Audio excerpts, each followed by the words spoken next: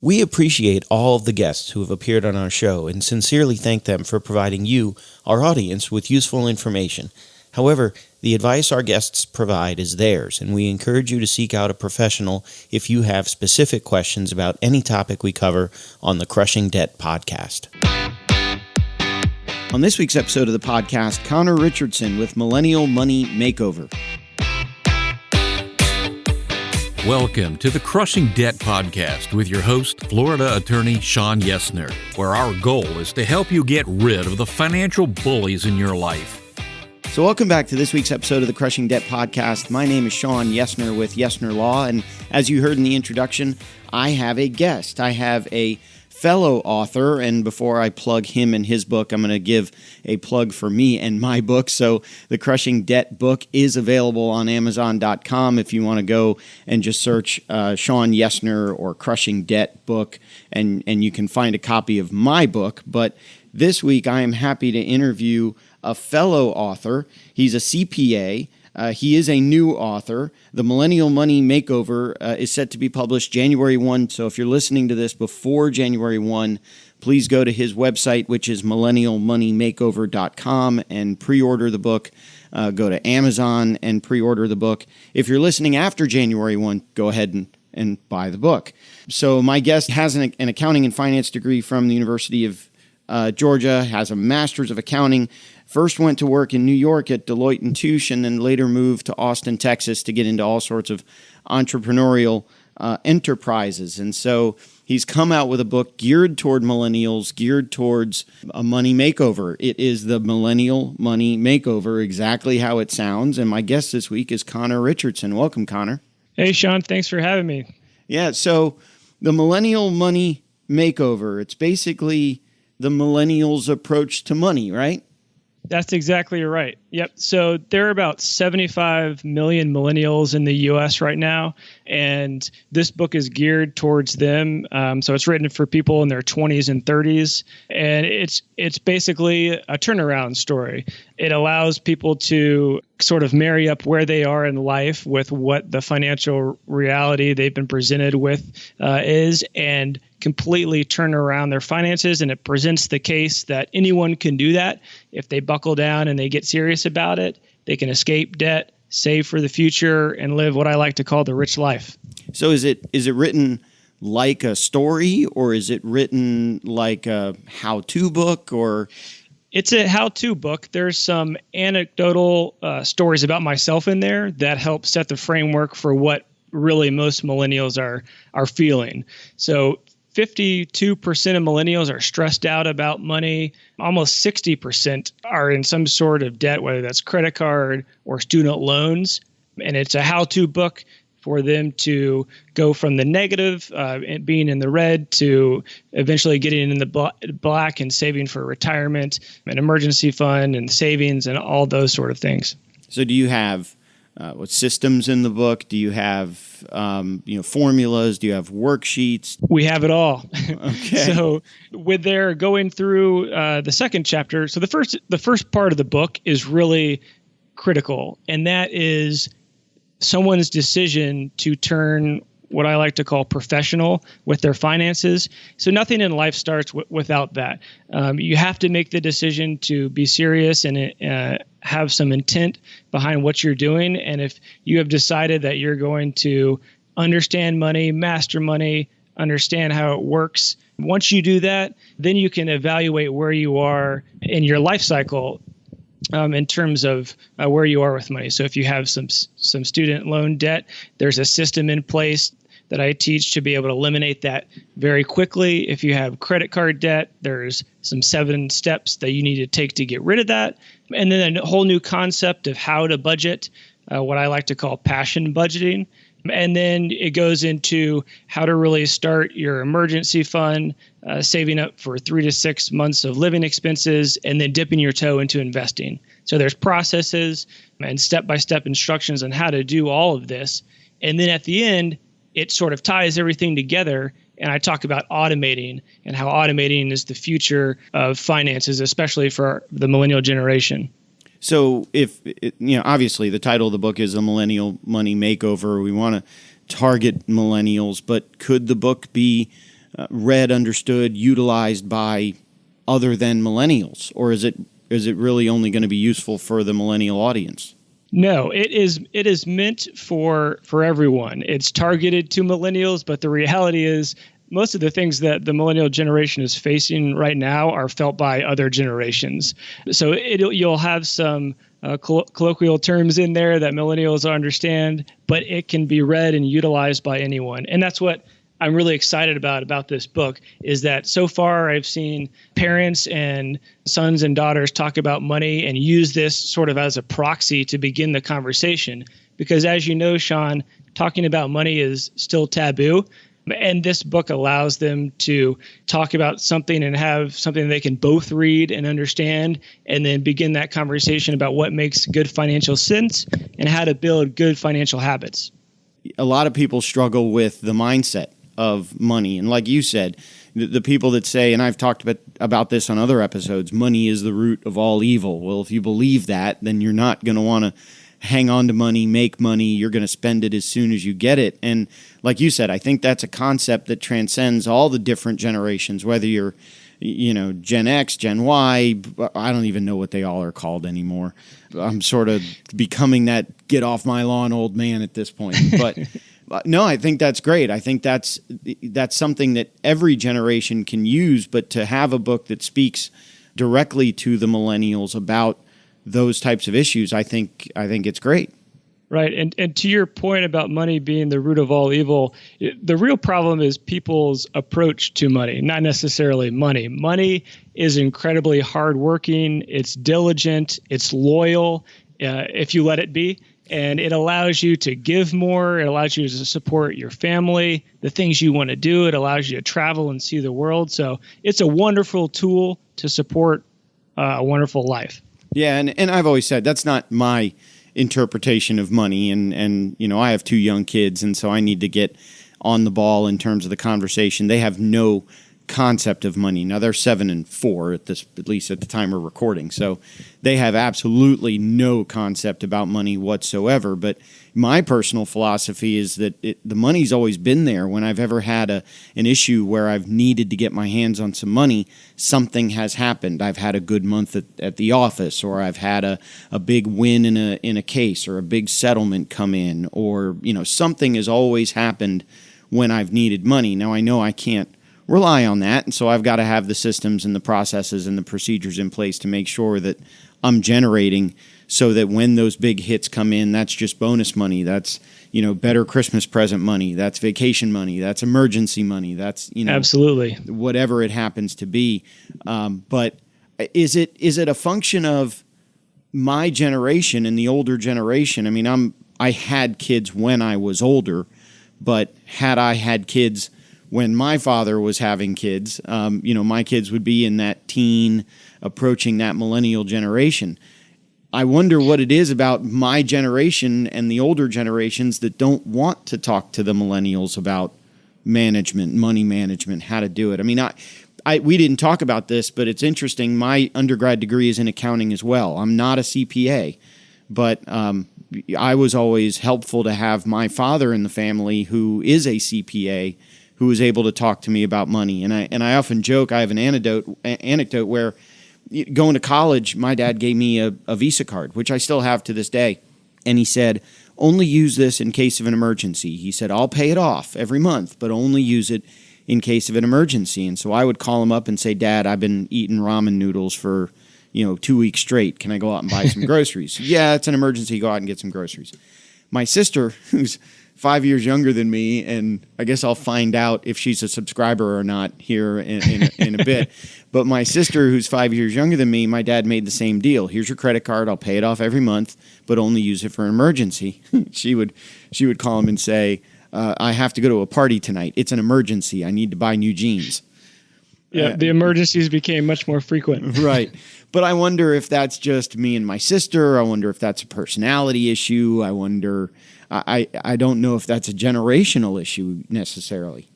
Well, it's a very interesting and good question, and it requires some reflection. But I think one of the things that produces the anxiety around talking about money is that as a society, it brings up all those little things by which we're judged. So how much money we have, how large our house is, what kind of clothes we're wearing, the cars we're driving, maybe some of the mistakes that we've made in the past. And that sometimes humanizes moms and dads at a point where maybe they still feel bad about a bad financial decision that they've made, or perhaps they feel like they're bragging or being boastful if they talk about how much they've accumulated and don't want to necessarily take the drive out of that son or daughter as they're starting to begin their working life. So it brings out all the intricacies that are at play in the parenting paradigm, I think, which is why it can be hard to navigate. Well, and then especially, like I said, in this day and age, I talk to clients almost all day, every day, and especially when they come to me when they're in debt and they want to talk about debt settlement or even bankruptcy. A lot of them are nervous about it. They're scared about it, and I have to remind people all the time, number one, don't beat yourself up. You made a bad decision. Life goes on. Number two, it's only money. It's right. Chase is not going to go out of business if we settle with them. Wells Fargo is not going to go out of business if you have to bankrupt their debt. Reach out to somebody for help. Reach out to the banks. Reach out to peer groups. Get the Millennial Money Makeover and read it and get knowledgeable and get educated, and then it's not so scary anymore. So as we talk about the Millennial Money Makeover, I know I read a ton of books. I read constantly. I read almost every morning, assuming the kids will stay asleep and let me do it. But with the Millennial Money Makeover, what are some of your influences? What were some of the things that you studied or read that caused you to write the book? Well, that's a great question. One of the things I think every author sort of inherently understands is you sort of get this urge to write. And for me, writing the Millennial Money Makeover was sort of sitting at the top of my mind, and it wouldn't go away. And I was reading books on trying to eliminate debt, build a financial future, books on investing, the best way to tackle debts. I was reading research articles about millennials because when I entered the working world, I had this moment, and I call it my financial awakening when I was in New York. And it was this moment where I thought, if this is hard for me, how the hell is anybody else actually doing this? I have the skill set and the education to be able to understand this and to be able to do this well. But translating that into reality was something that I hadn't done before. And that was the real world waking me up to how finances and money actually work. So understanding that and grappling with that led me to read all of these different books from, Dave Ramsey and a whole host of other authors and research professors and behavioral psychologists as I was going a little bit more in depth into the research. And what I found was that there were gaps in the approaches. And that's what really spurred me to write the Millennial Money Makeover. It was sequencing the right things in the right order and not worrying about all this other things like small fees and sometimes your credit when you're going through this process. Is if you can hone down and focus on a select few things, then you can really turn around your finances. Because most people, when they're confronted with the real world, they get bogged down by all the information out there on how to do finances and how to do your personal finances correctly. And they enter this world of what's called the paradox of choice. And that means that there's so many options that they do nothing. And that's the worst thing you can do. So my whole approach to this book was to give people the 6 critical key things that they need to focus on a high level and strategy basis, and then give them that granular tactical approach that they can take to turning things around. Yeah, paralysis by analysis. Absolutely. And a lot of times people come to me and they're concerned about their credit, and what I try to tell them is, let's get rid of the liability first. Let's get rid of the debt first. Let's get rid of what's weighing you down, even if that means filing bankruptcy in some cases. Let's get rid of it. Credit will always repair itself. We've all started with zero credit, and we've had to borrow or do whatever to increase our scores. And so I think that's one issue that I do find with a lot of millennials that I consult with is, I'm worried about my credit. Well, let's not get worried about your credit when Discover's trying to garnish your wages. Let's worry about paying off Discover. Then we can worry about your credit. And to your point, I think that their mind shift, as you're pointed out, probably hasn't changed, because if they're worried about credit, that means they're worrying about borrowing more in the future. And let's focus on what's in the present and wiping that out, and then maybe building up some cushion before we're even thinking about borrowing again. Right. So I did want to talk about, I know we talked beforehand. I've been poking around on your website doing research for the interview today. You've got your 6 makeover milestones on the website, and I would encourage everyone, go to millennialmoneymakeover.com. That's where you can pre-order the book or order the book, and that's also got the makeover milestones. Now, these are different slightly, or not necessarily the focus of the book, right?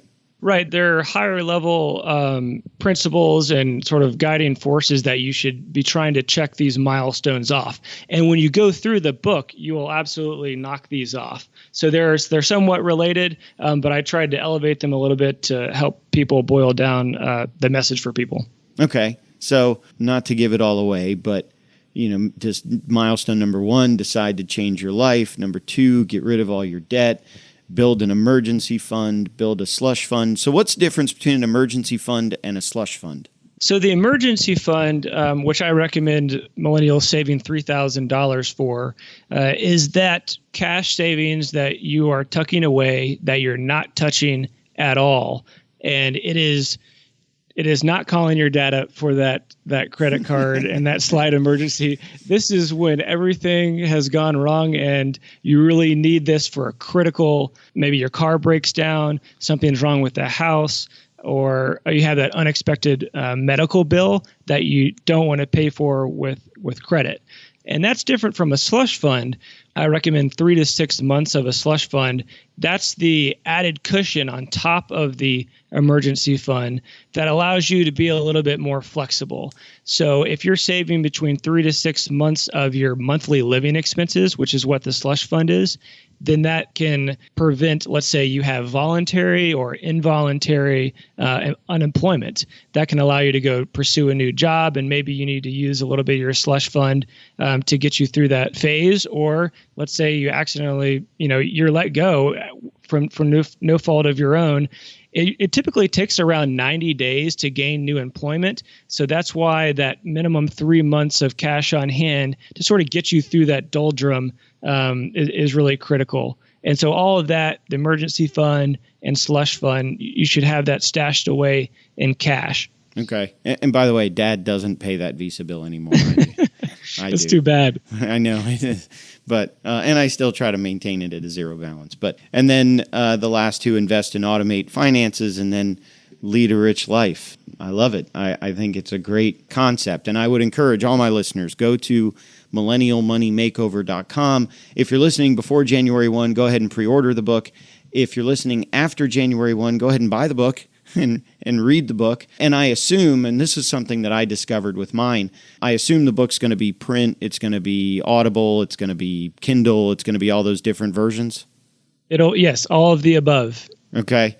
And that's something I need to get into is Audible. I haven't quite dove into Audible the way that I should in terms of getting my book out there. Millennials love to consume by listening, right. And that was something I was very adamant about. Yeah, no, it makes sense. I get it. So as we get near the end, anything else you wanted to add? Anything we missed?